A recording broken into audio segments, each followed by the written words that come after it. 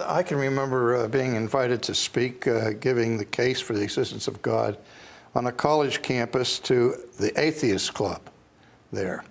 And I went through a defense of theism and so on, but I went back to the Romans passage and I said, now I'm happy to try to discuss with you all the intellectual questions that are involved in trying to prove and demonstrate the existence of God.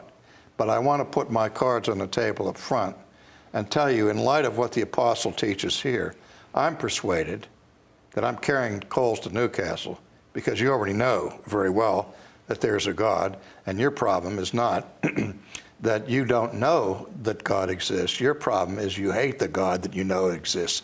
So your problem's in the final analysis not an intellectual one, it's a moral one. So you got to know that's where I'm coming from. Well, they were ready to tar and feather me, you know. What was their reaction? Oh, they were apoplectic. They were absolutely furious about it. But again, what I was referring to was that Paul's teaching in Romans 1, where he makes it clear that God has revealed himself through the creation to every human being, and that revelation is not obscure, but that it is, in the Greek, phaneros, the Latin manifestum. It's manifest, it's clear. And there are some theologians who say, yes, there is a clear revelation of himself from God that he gives in and through nature or through the created order, but because of the sinfulness of human beings and our fallen nature and the effects of sin upon our minds, that revelation doesn't get through. We block it, we suppress it, we flee from it, so it never really gets through. But that's not what Paul says, because the judgment that he expresses there is this: knowing God, they refused to honor him as God, nor were they grateful. This is the basis for the universal indictment of the whole human race under the wrath of God. Not because the one excuse that is taken away is ignorance. No one on the judgment day can plead ignorance of God because he has revealed himself, and that revelation gets through.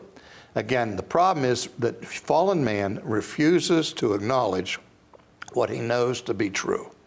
Now, how that influences our defense of theism. Well, being Reformed in my theology, I believe that all of the rational defense that I can give, if I can give a perfect argument, a compelling argument, an irrefutable argument for the existence of God, which frankly I believe I can, and not that it started with me, but if I could do that, unless the Holy Spirit accompanies that argument and changes the heart of that person who hears the argument, that person will never submit or acquiesce to the argument. And so some people say, why even bother, and why don't we just proclaim it and let it go at that? And I said, well, you know, as Calvin said, first of all, to stop the mouths of the obstreperous. When we give a defense, an intellectual defense of the truth claims of Christianity, that puts restraints on the unbeliever and the militant atheists in their arguments. Second of all, it is preparation for evangelism. We are not called to jump into the darkness in a blind leap of faith and hope that Jesus will catch us. The faith that we propose and the gospel that we preach is one that is not learned by the actions of reason alone or by what we call rationalism, but the content of the gospel is reasonable. It is rational. And really, the person can't submit by faith to something with their heart that the mind tells them is absurd. I don't ever ask people to jump into the absurd or jump into the darkness. We ask them to jump out of the darkness and into the light. And so there is a place there for the defense of the faith as prolegomena to the preaching of the gospel. And also, you hear all the time about young people who are raised in the church, make a profession of faith, they go to college and they have an unbridled assault against their faith by the skeptical professors in the classroom. And one of the tasks of apologetics, or the intellectual defense of the faith, is to undergird the Christian. I can remember when I was exposed to all of that kind of stuff as a college student, as a seminary student, I couldn't always answer the questions that people raised, but I knew people who could.